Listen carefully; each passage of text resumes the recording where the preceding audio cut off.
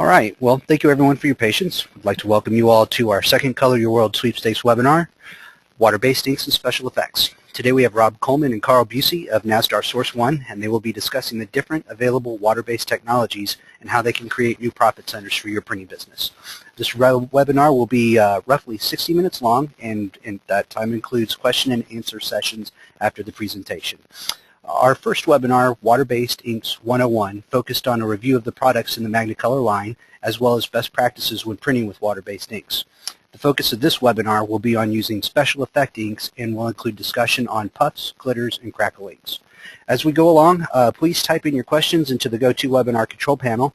We'll be collecting all of those questions and we will answer those during the Q&A section at the end of the webinar. Would like to let everybody know that the webinar is being recorded, and a link to the recording and the presentation materials will be provided to all registrants via email within 24 hours. Before we start, I would like to remind all attendees to register for our Color Your World Sweepstakes. MagnaColours and Nazdar SourceOne are sending 2 winners on an expenses-paid trip to FESPA 2013 in London at the end of June. As registered attendees of this webinar, you will be receiving bonus entries. So please visit sourceone.nazdar.com/coloryourworld and enter today to win this exciting trip.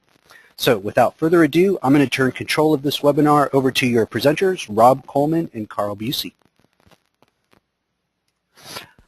Rob, take it away. Thank you, Jeff, and welcome everybody. One second here. All righty, everybody ought to be able to see my screen. I'd like to welcome everybody, as Jeff stated, to the second installment of our webinar series with water-based printing and MagnaColours in particular. I'm certain we have some folks on who were on the last call, and we probably also have some new ones who are not.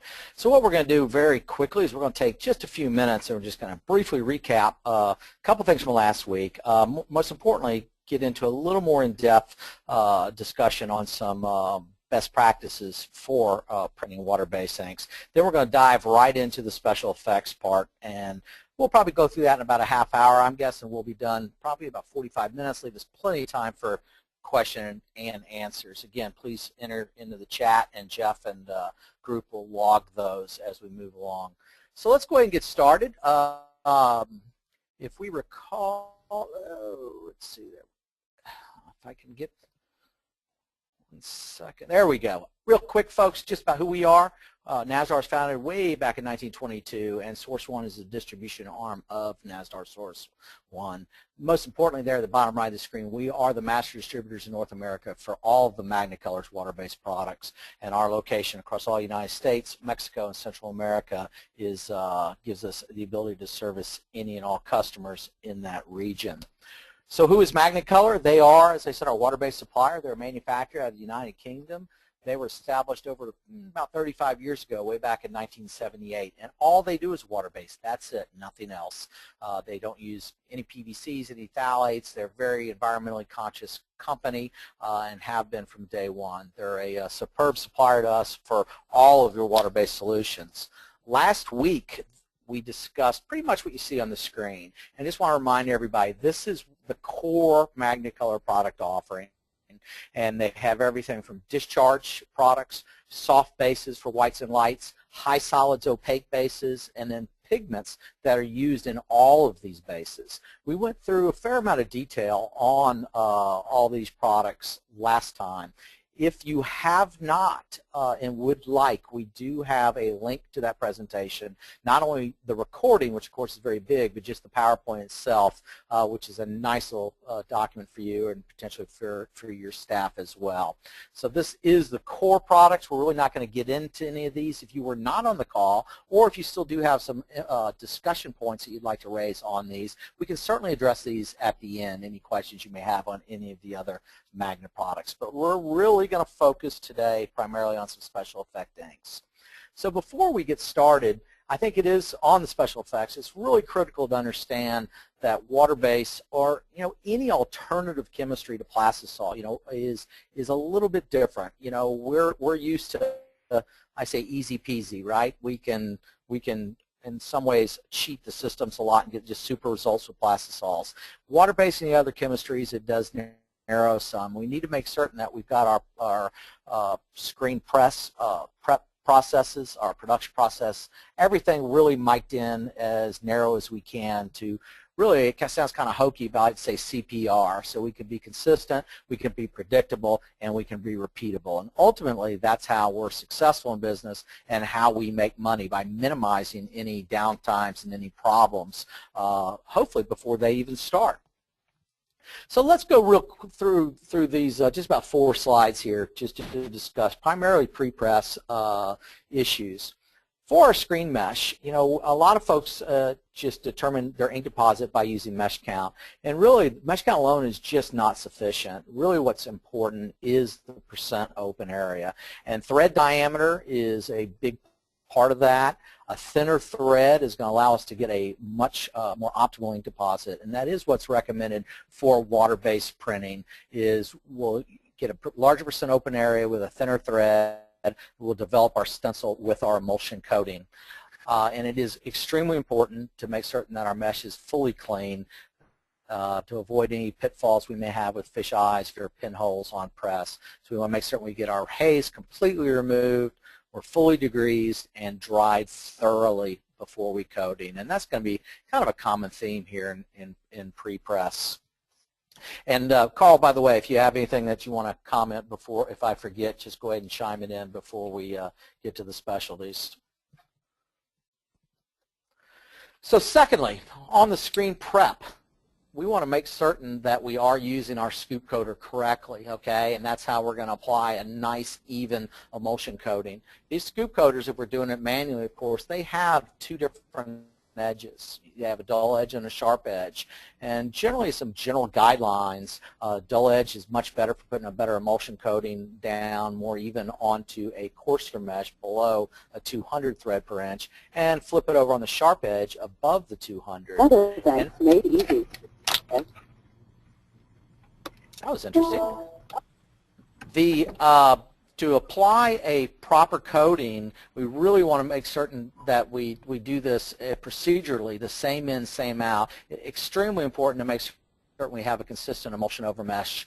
And you know, a general recommendation: 1 coat on the outside or the shirt side of that screen, and come back with 2 coats back on the squeegee or the ink side, if you will. And what that allows us to do is really get that stencil thickness on the outside, the shirt side of the screen, which is where we want it.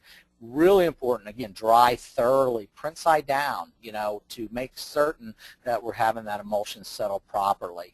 Now, one thing that's a little unique with water-based that you may not necessarily do with a plastisol is apply a face coating, and that is really recommended on the squeegee side. And what that can do is help you to prolong that screen life, because as that squeegee is abrading the mesh back and forth over a long run, we can begin to have some stencil breakdown. So by having that face coating back on the squeegee side, it can really help to prolong that screen life.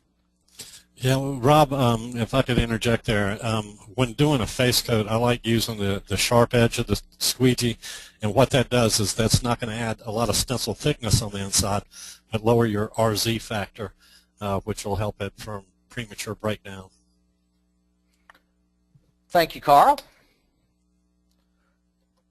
If I can get my slide to go, there we go. So how about some more screen prep tips here? We want to make certain we fully develop, fully expose the stencil. And you know what that means, of course, is that light source really needs to infiltrate the entire thickness of the emulsion coating. Any underexposed screens are going to lead to some breakdown, primarily on the squeegee side, and lead to pinholes and ultimately rejects. You know, one thing you have to remember, if we get pinholes in a screen with a plastisol, you got a nice little spotting gun that you can use to blow that out. Cannot do that with water-based. You're not going to blow it out with a solvent blower like we do with plastisol. We can cheat our stencils many times running with plastisol inks, not so much with water-based. It's really important to fully develop that screen. And how do you know if you're completely exposed? Exposure calculators really are the best way to do that, and are certainly recommended. If you've never used one, you ought to take a look into it. SourceOne sells them. We have them from all the majors, you know, Kiwo, Autotype, Chromaline, and they range in price from about $30 to about $80, if I'm not mistaken, depending on the kind you get. Really, really good tool for your screen room. And of course, post-exposing will absolutely help to improve the hardness of the screens as well, to varying degrees. Particularly if you have, say, fluorescent bulbs, it's going to absolutely help to harden that. And with an SBQ emulsion, it will continue the cross-linking process. Secondly, hardeners, many cases, are recommended for water-based inks, and that is certainly to extend the screen life and on longer print runs. There are different types of hardeners, okay, and obviously, you know, the more hard the screen is, right, it can be more difficult to fully reclaim as well, so you have to find that balance of the chemistry that you're using and the ability to reclaim as well as give you the screen life you'd like. And once again, dry fully, very, very important, because if we rush that screen in production, that you're going to have some potential of some trapped moisture in there, and that absolutely is going to lead to some breakdown on press. Very, very important to make certain that we take our time, do our due process to fully dry those screens. So as we go out to press, what would be different with printing water-based inks versus plastisols, for instance? Just some good recommended guidelines. We suggest using a little more angle than you're accustomed to probably with plastisols, maybe at about a 30 to 35 degree pitch, and a minimal squeegee pressure.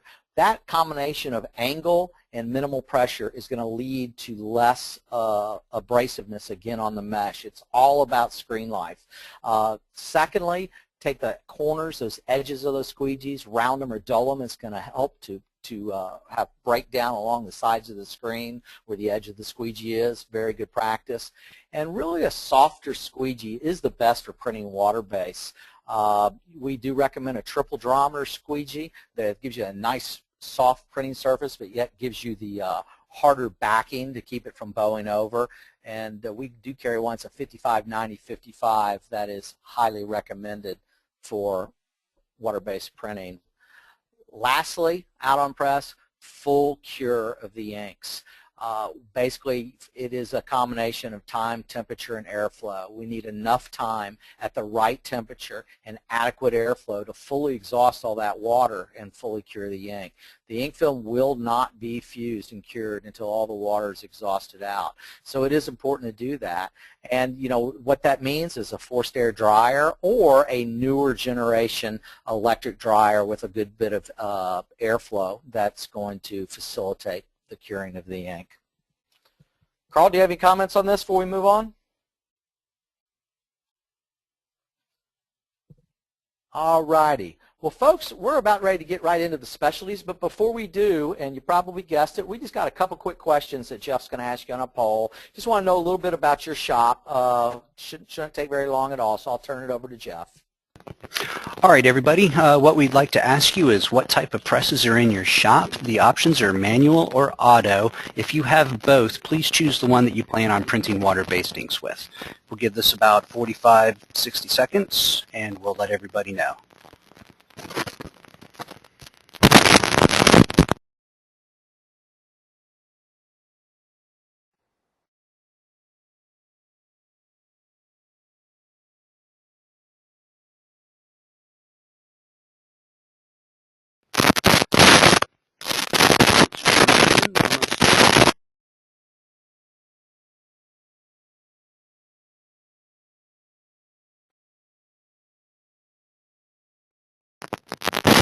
All right, looks like Rob is 60% using manual presses and 40% using automatic presses.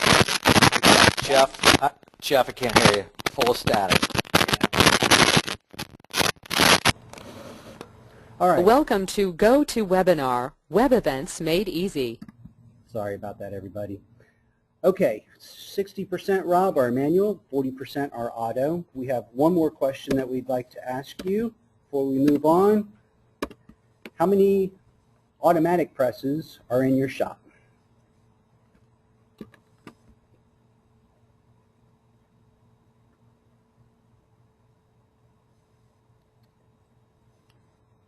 Looks like we've got 50% have voted.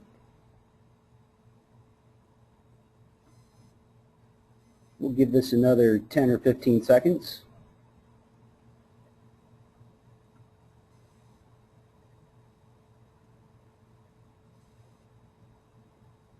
All right, Rob, looks like 25% of our attendees have 1 to 2 13% have 3 to 4, another 13% have 5 or more, and 50% are NA. So I guess that would be the folks from the previous question that had the manual presses. So very good. Thank you, everybody. Thank you, Jeff. I appreciate that. Thank you, folks, for your time. And I apologize for that little bit of static there. Sometimes we do have some technical difficulties, but so far, so good, and we'll keep on rolling. All right, let's get into the meat of it here. And at this juncture, I'm going to turn it over to Carl, and he's going to run most of it, and I'll try and keep my mouth closed and interject a few things. And by the way, we didn't explain at the very beginning, for those of you who are not aware, me, Rob Coleman, I handle the product management for Nazdar SourceOne for all textile inks. Carl is our resident expert of all textile, and he has been in a sales role and has now been transitioning over into for lack of a better word, a technical service field support sales applications. I think that's a mouthful of role. So without further ado, I'm going to go ahead and just put this slide up. There's lots of different specialty inks that Magna makes, and we really don't have time to go through every single one of them. There are a couple that are not on this page, for instance, a glow-in-the-dark or reflective that are available as well. But these are the ones we're just going to run through for you guys. We felt there's a number of them that were products that could be used fairly quickly in your operations, and some neat special effects. And there are foams and puffs, some different bonds for using adhesive as well as combination with foam to get transferred foil on puffs. Different crackles. By the way, you may know crack by hand. That's a kind of, if you've ever done that with a plastisol, is the only way you could do it with a plastisol. They are available in a different type of fashion called self-crack we'll get into. Some of the pearls and glitters, and finish up the home stretch there with some metallic powders and the UltraStretch product. So without further ado, I'm going to turn it over to Carl. Lastly, I beg your pardon, there is one more further ado. MagnaColours just recently updated all their technical data sheets. We do not have all the new ones put up on our website yet. As a matter of fact, it's a rather extensive project what we have to do, but probably within about a few weeks we're going to have everything updated on our website with their newest technical data sheet. However, if there's something that you cannot find in the meantime, shoot us an email and we'll certainly arrange to get it out to you. All righty, Mr. Carl Busey. Good afternoon, everybody. We're going to start out with the MagnaPrint Suede foam. A lot of you are probably already familiar with Suede and a plastisol. And the Suede foam is much like what you would see with the plastisol version of it. One of the major differences that you'll see is the hand, and that'll be the thing pretty much for all of these specialty type products. The Suede foam will simulate the suede or a flock effect, and it has very good hand and also displays great wash fastness. And one thing that's pretty unique about this product and a lot of water-based products, with the exception of the high solid systems, is that you can dry clean most of these products, which is not the case with a plastisol. Not only can you dry clean them, but a lot of these products you can also iron. There are some exceptions with that, so before you go ironing them, I would test them. This particular base and most of the specialty products, you can use the Eco pigments with a maximum of 6% pigment load. You can print them direct onto fabric to get good effect on light garments, but you can also print them on a underbase to be able to print onto dark backgrounds like blacks and navies and the likes of those colors. Typically you would use an 86 to a 110 mesh with a semi-rounded squeegee. It's not necessary that you use a rounded or rectangular squeegee, but obviously those will give you more deposit and you'll get a much better effect. Also, I want to mention that it's not necessary to print with just 86 or 110. You can go to higher meshes, but it will diminish the effect. And also, when you're printing multiple color designs, it's best to try to print this in the last head or before flash. If you are going to have to use a flash and put it earlier in the sequence, you want to be careful not to over flash it and cause the product to start to expand before it goes down the dryer. Here's a picture of the Suede foam with a 5% load of the pink H5B pigment in it. If you can go to the next slide there, Rob. This is a little bit closer up picture of it so you can actually see the suede effect. And again, the hand on this is much softer than what you would see with a plastisol. Yeah, you can really, in this picture it's nice, you can really see the chenille velvety type of appearance. Not only, so, you know, visually, but as Carl states, the feel of it is exceptional as well. Okay, next would be the expanding LT. What the expanding LT is it is a puff, much like what you would see with the plastisol. Again, the same applies.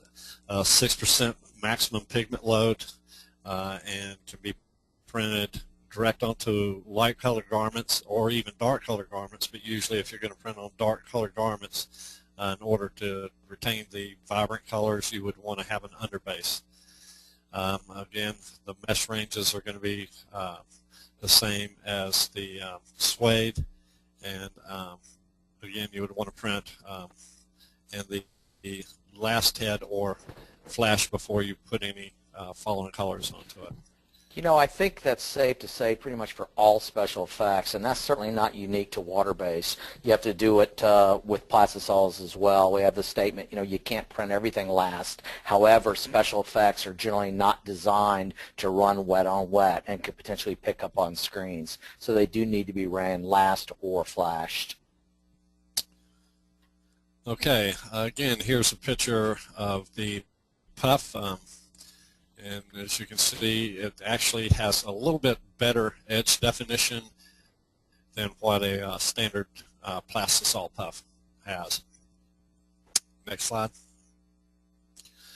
Here's a good side-by-side comparison, close-up look of the two different products. Kind of gives you an idea of the difference in the way that these two foaming products expand.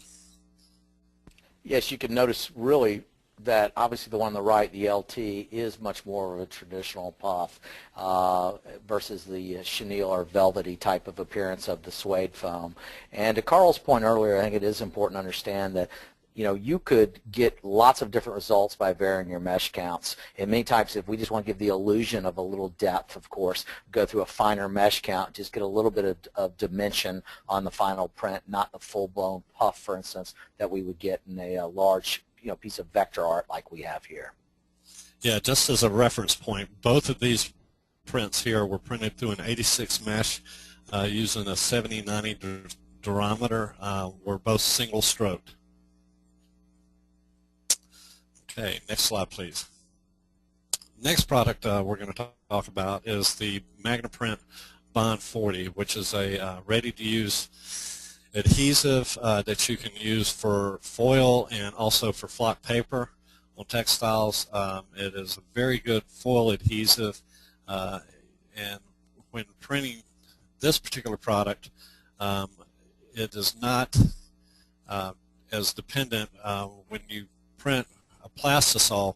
You have to get a really good deposit down, and usually most people would either do a print flash print with a full adhesive on plastisol or use like 100 micron in order to get enough down to give you a good adhesion.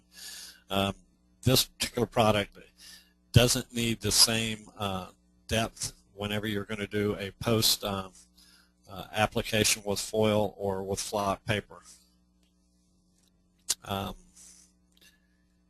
And let's see, make sure that the fabric is fully cooled before removing the foil, and it's always good to take like a dry eraser or something and varnish it while it's still hot, let it cool, and then peel it Usually you're going to want to use about 10 to 12 seconds on the heat press at about 365 degrees. And again, let it cool well. And this product can be tinted in case there's any pinholes, tinted to the same color as the flock paper or to the same color as the foil. And I think it's important to note too that many people do foils right now, and as Carl stated, with a traditional plastisol foil adhesive. Of course, a water base is a non-PVC. We do have many companies, major brands, and retailers now across the world, and starting to infiltrate here in the United States, who are requiring non-PVC for all of their applications. This is a product then for the use in foil and flock papers that would meet those RSLs. Okay, here's a couple of different pictures showing the different applications. The one on the left obviously is a two-color foil, and the one on the right is actually using flock paper.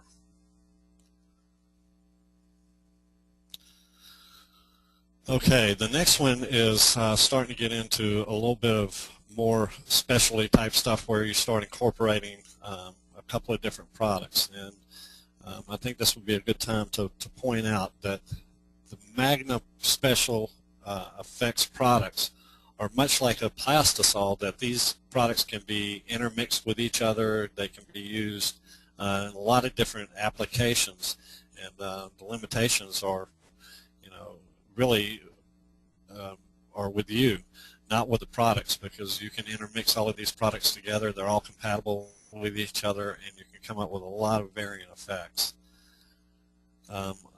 This next print that we're going to look at was incorporating the Expanding LT as an underbase, and then putting the MagnaPrint Bond 40 on the top to give a raised foil effect. And again, using a 6% pigment load. And as you can see there on the right, printed through a 110 mesh flash to touch. And then you want to be careful when doing this not to flash too long and cause the expanding LT to expand before putting it on the Bond 40. That way you can control the blowing and get much better effect. Next slide, Rob. And here's the end results. It gives you kind of a high density type look with the foil on top. And again, the expanding of the puff actually happens when it goes through the dryer. And of course the beauty is if we had other water-based colors on here, we wouldn't necessarily have foil sticking to those like you would a plastisol, with the exception, I think, with the high solids product that has the acrylic resin, you could run into some issues. But it's a great way to incorporate, as Carl stated, different techniques into one print. All right, the next product. This is a pretty unique product. It's not unlike the plastisol version of the Crackle ink. The one difference that you will see is the hand. It has extremely soft hand. It comes in a white that can be colored with pigments, and it also comes in a neutral base that you can make colors out of. And again, it's the mesh ranges run from 38 to 110. It is important, just like whenever printing a Crackle plastisol, that you get a good deposit. The prints that we're going to be looking at were actually printed through an 86 with a 100 micron film, and done as a print flash print. And if you'll go to the next slide, Rob. And here's the end results. It was, again, 100 micron to a 86 mesh and done as a print flash print. So these, Carl, were then stretched at the end after it's cooled down. We printed it, cured it, and they're stretched by hand, correct? Correct. It is a mechanical crack. All right, to get into the colors, as you can see here, this actually was done as a 3 screens where there was actually a white printed underneath to give it more of an effect, and then the color was printed over the top. And as Rob had stated earlier, this is a product that actually you have to crack at the end of the dryer.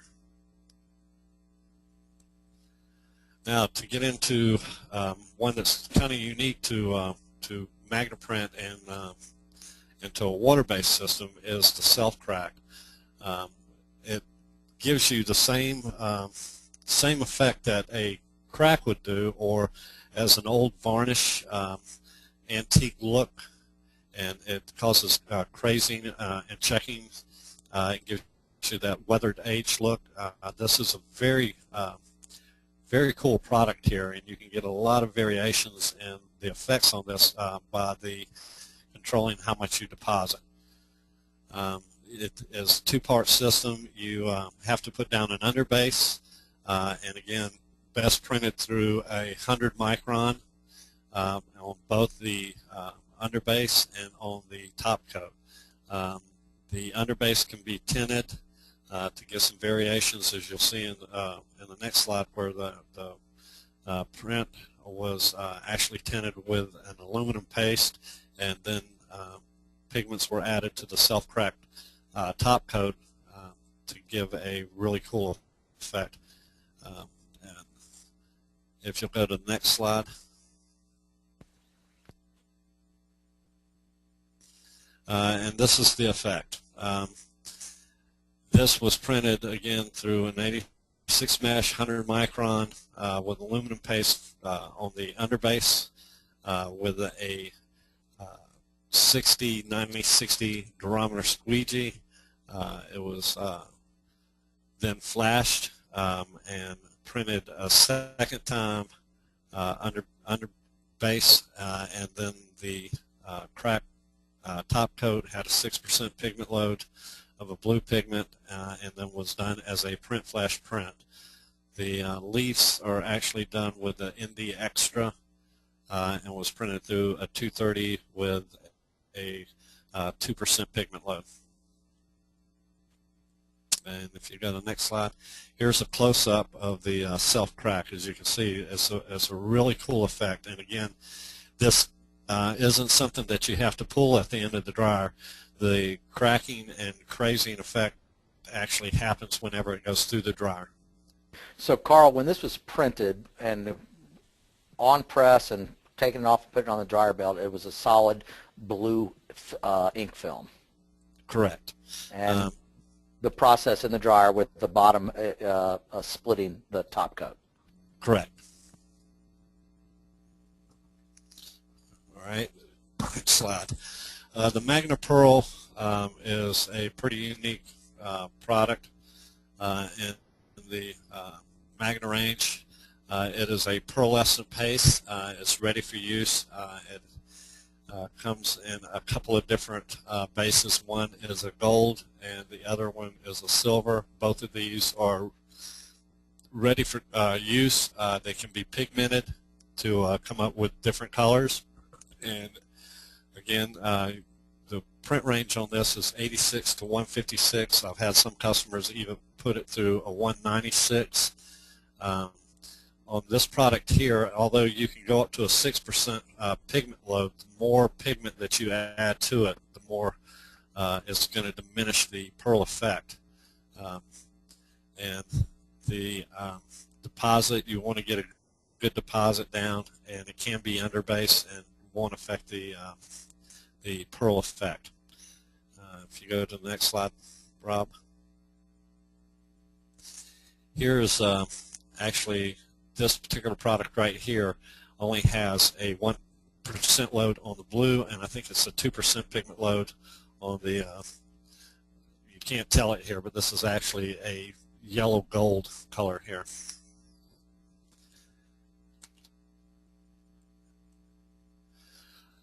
All right, glitter binder.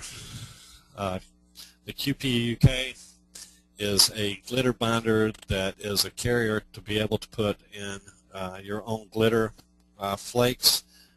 You can use any size that you want in there, and that will actually dictate the mesh count that you would need to use. You can put up to a 20% load in there. This has very good elasticity, very good washability, and it is a great carrier. It actually gives you a dry look, unlike plastisol glitter bases. It's a very dry look, and it has great adhesion and great wash fastness. And again, just like any glitter, you want to print this in the last head or flash it. This particular print right here is a 10% load of a 004 flake, and you can get these flakes in a number of different places. Most of the suppliers out there have them, but you can also buy them direct from the glitter manufacturers, such as GlitterX in New Jersey. Just want to make sure that the flakes that you order will withstand the temperatures of 330 degrees. Another good source is Meadowbrook. They're in New Jersey as well. You can Google them. They have lots of different types of flakes as well.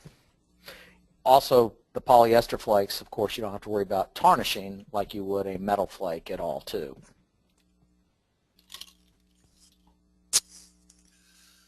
Okay, here is actually incorporating the glitter binder using a 10% flake, and this is actually it's kind of hard to tell in this particular print right here, but this actually has a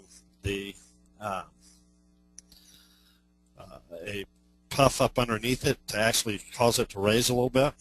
I believe this is the one. No, actually, this is the straight glitter flake. Sorry, I apologize.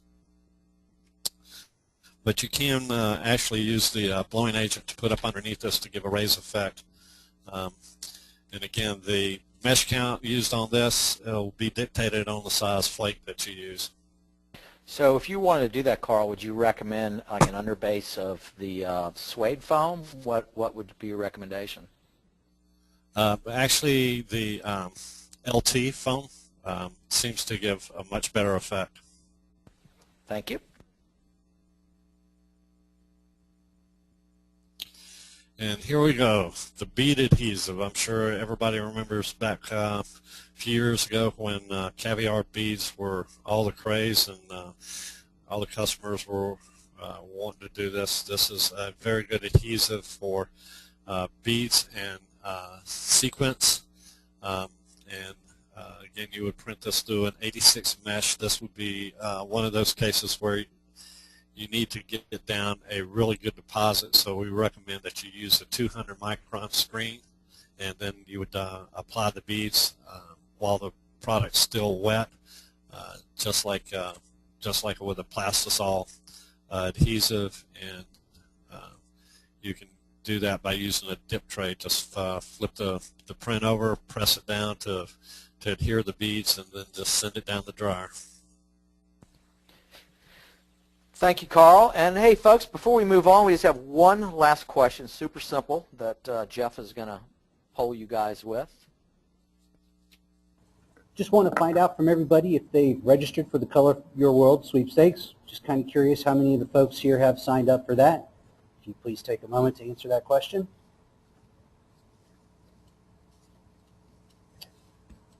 All right. 50% have voted. Give this another 10 seconds.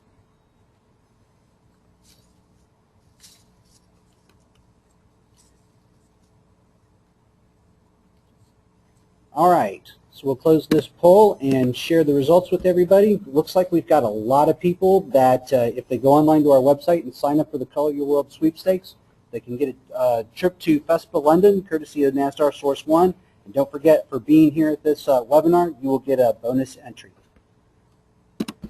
Excellent. Thank you, Jeff. Does that include breakfast with the Queen Mom?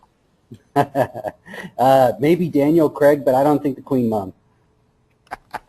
Thank you. Hey, actually, that'd be an awesome trip to win. I'd love to go to London and be able to attend the show. And for those winners that are, of course, Magna will have a exciting booth there with all the latest and greatest. And actually, I will be there with them. So make sure you stop by and we'd spend a little time together. So moving right along, Carl. Yes, the MagnaPrint Glitter AP. This is actually one of my favorite products in the special effects range because you can really get a lot of bang for your buck out of this product without a whole lot of effort. I don't know if anybody that's on the webinar has ever had any experience with the salt flake or sugar glitter, and it was extremely popular a couple of years ago. Where you had to print on it an adhesive, and then you would either have to dry screen the product on and then vacuum it at the end of the dryer, or how most people did it, or brush it off. I've even seen people take tape and pull off the excess, because you kind of just put the sugar flake on there and just let it fall where it would on a shirt, and then where the adhesive was, it would stick to it, and where it wasn't, you would have to go through the task of getting it off. And even after it had been down the dryer and you'd done that, it still would come off excessively. I mean, this was a product I remember going to people's shops, and I would come home, and 2 weeks later I would notice my neighbor's cat walking down the road, and they would have that sugar glitter all over them. The stuff was really a mess. Had a real ill effect on your equipment, but it was something that was extremely popular. It seemed like everybody out there was wanting to use sugar glitter, at least everybody's customers. Well, this is a product that will actually give you that sugar glitter effect without all the mess. You print it on. It's real easy to print. You can do it in 1 or 2 screens. You can do it on dark garments, printing a discharge underbase, or you can even print it onto a white underbase. And it goes through 60 to an 86 mesh. I've printed it even up to a 110, but it seems to work better if you stay in the range of a 60 to 86 mesh and use a 100 micron film, or use a 15 plus EOM on your screens. And again, you would want to print this last or print it just before flash. Here's a picture of the glitter AP with a 5% red pigment going through an 86 mesh, and this was a print flash print with no underbase, going direct onto a black garment. And this one here is actually the glitter AP with a 5% black pigment load going through an 83 mesh, and this actually was a single hit on this yellow garment. Next slide, please. And here is a little bit different variation of the same product. On the left, the water drop is actually printed direct onto the garment and then flashed, and then you have a violet pigment mixed in at a 5% going through an 83 mesh. It was cured at 320 degrees, and then took a gloss paper and hit it in the transfer press, and it gives you that glossy effect. And the press was set at 350 degrees Fahrenheit for 12 seconds. And again, this would be a product that I would encourage everybody to try. It is something that I think can add a lot of value to a print, and with very little effort. It's one of our more popular special effects products. And I think that's key too, because when you get into special effects, and it always is kind of sizzle, right? You got the steak and the sizzle, and everybody likes to look at the sizzle, but most people don't want to necessarily have to pay for increased costs, lower production times, what have you. And a product like this can be done in very in a fashion that is conducive with your production environment. And the fact that you then can take something of this nature of hitting it with a heat tap afterwards with some gloss paper, again, really gives you multiple dimensions that you could potentially offer to your customers with the same product.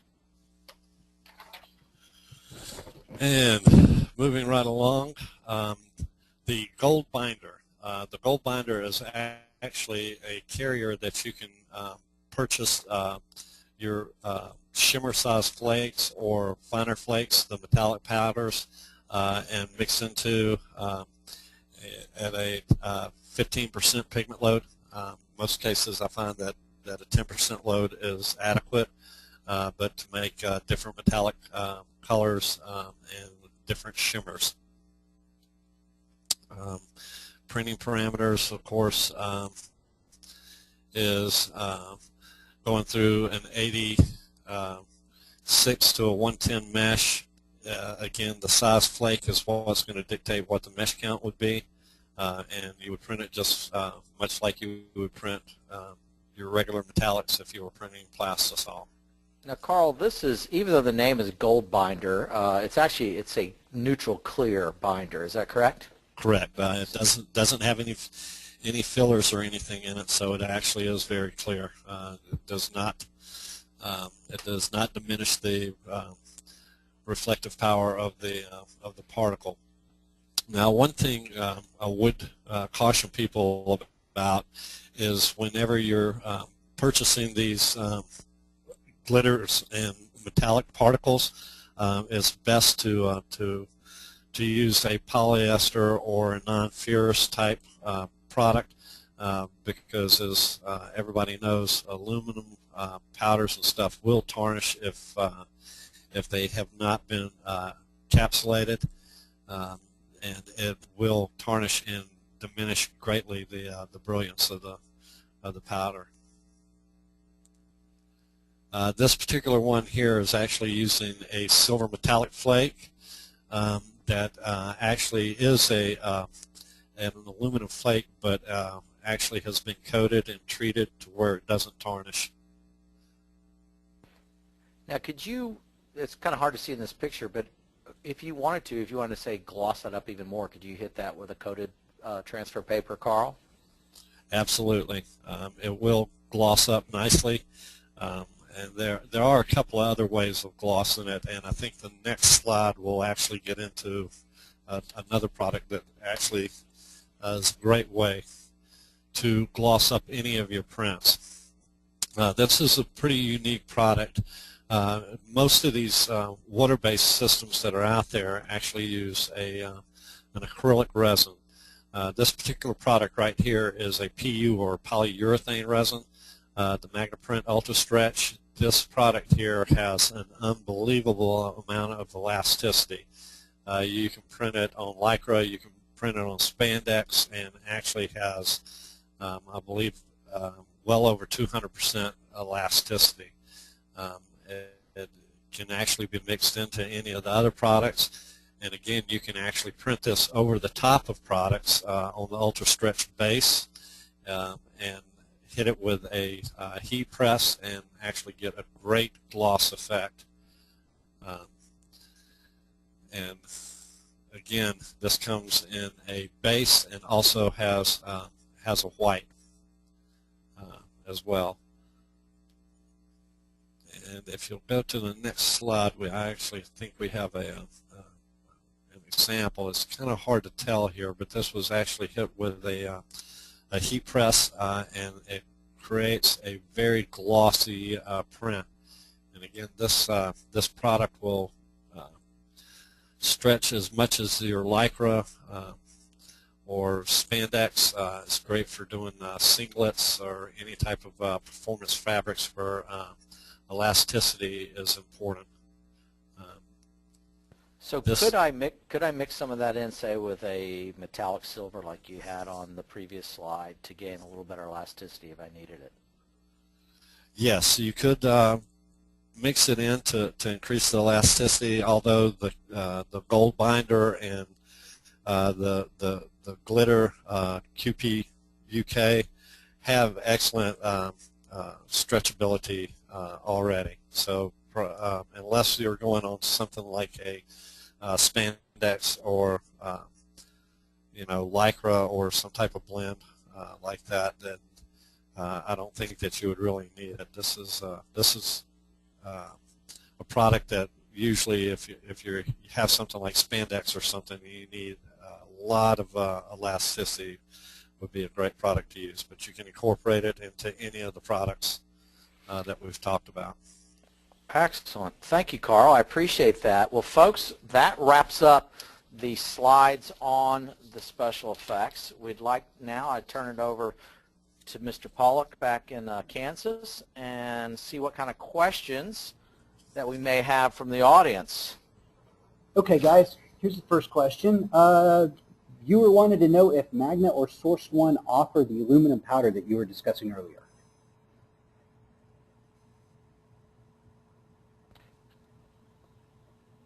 To add the flake add to the Goldbinder.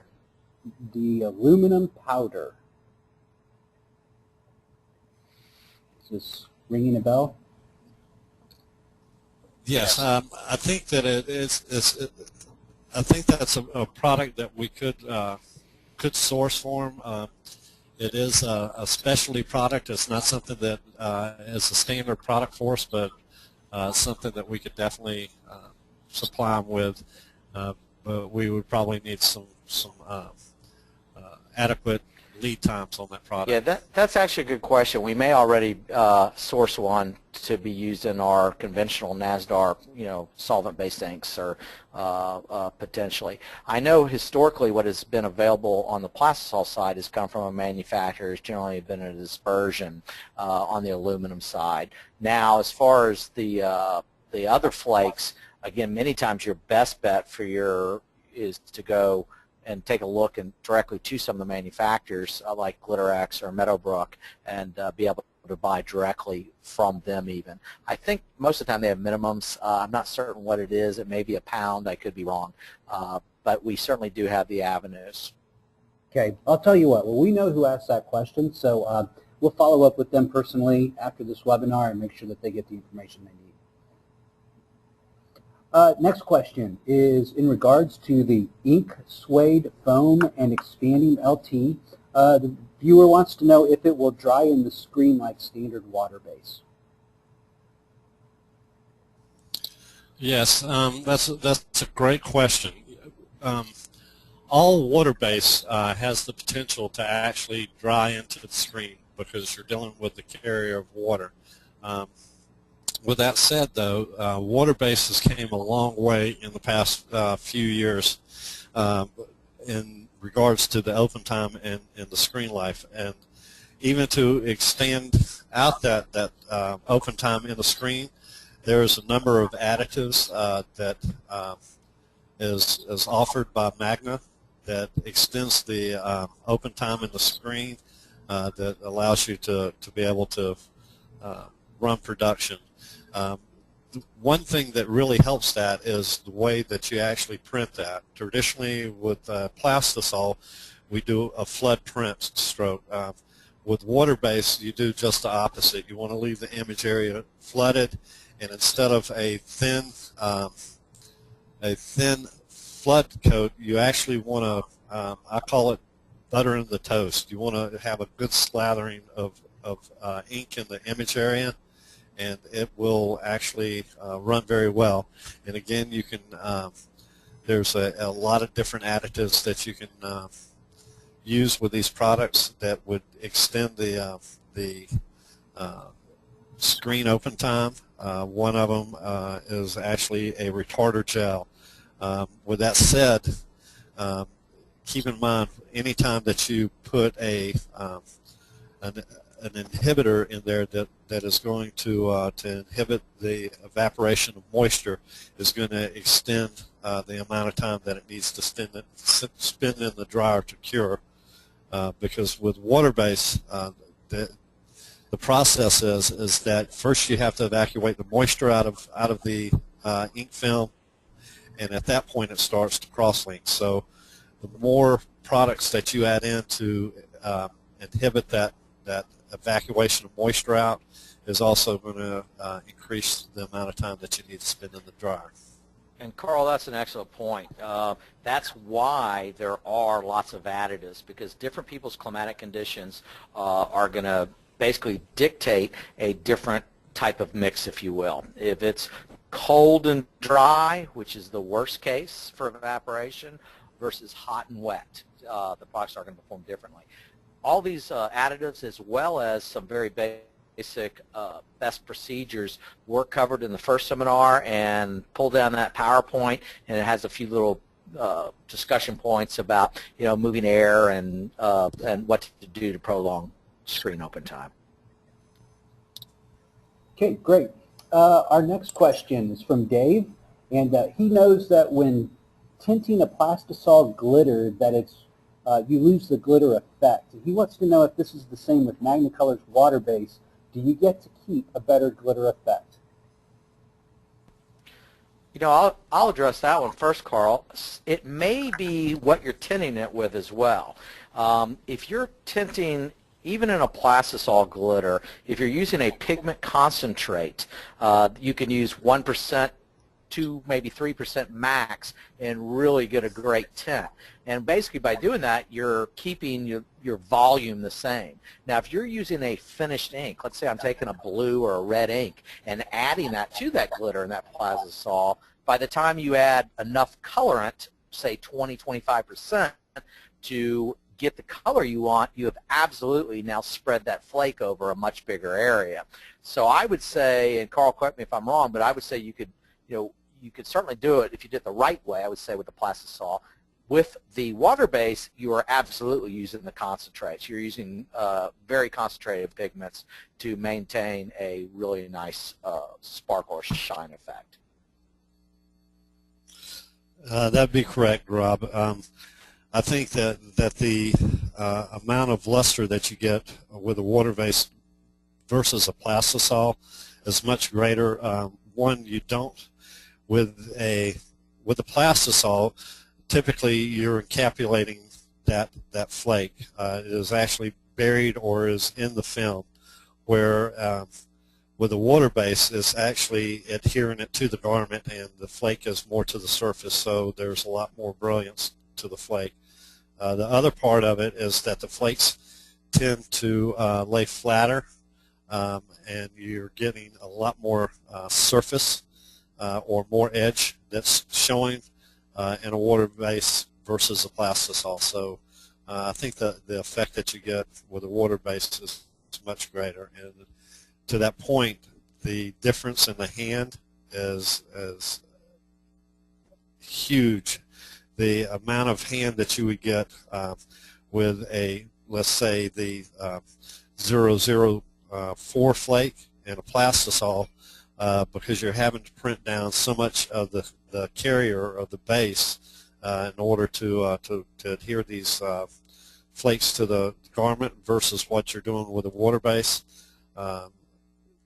is extreme difference. It's night and day. So the water base it's much better effect with the glitters. Okay, last question. Do you do a face coating after the screen dries from the first coat?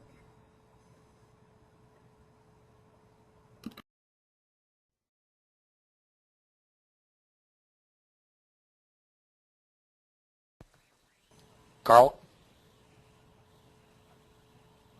You need to hear the question again, Carl? I think we lost Carl. Are you there? Sorry, I was on mute. I thought. Yeah, I'm here. Yes. Yeah, if you're referring to when Rob was talking about going back and putting a face coat on the squeegee side in order to get an extended life on the screen, yes, you would wait until it actually dries and then go back and do a face coat on the squeegee side. I would recommend using the sharp edge on it because you're not wanting to really build the stencil as much as you are as wanting to actually raise the RZ factor and for those that aren't familiar with what the RZ factor is, it's that variance between the lowest point and the highest point. And what you're wanting to do is just lower that difference between the highest point and the lowest point. That highest point is usually going to be the nipple of the threads. So what that's going to do is that it's going to give you a much smoother coat on the inside and keep it from wearing down. And it actually lowers the surface tension on the inside of the screen. Thank you, Carl. Jeff, do we have any more? That was the last question. Unless anybody wants to pop in one last more. Wait a second, here we go. Got a late minute. Or can you just better explain the face coat? Did we get that covered? Yes, we did. Outstanding. Thank you, Matthew.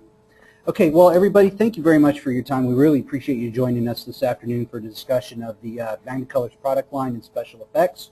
On behalf of Rob and Carl, we want to wish you a great afternoon and the rest of the week. Please be on the lookout for our email from the GoToWebinar system later on. It should be this evening, maybe early tomorrow morning, and we will provide a link to the materials that were online as well as an opportunity to re-listen to the recording. So, gentlemen, unless you have anything further to add. No, once again, just want to thank everybody as you just did, Jeff. Really appreciate everybody's time today, and please, any questions that you may think of, feel free to send an email in. We will certainly appreciate the opportunity to service all of your screen printing needs. Thank you and have a wonderful day. Great. Thanks, everybody. Have a great day.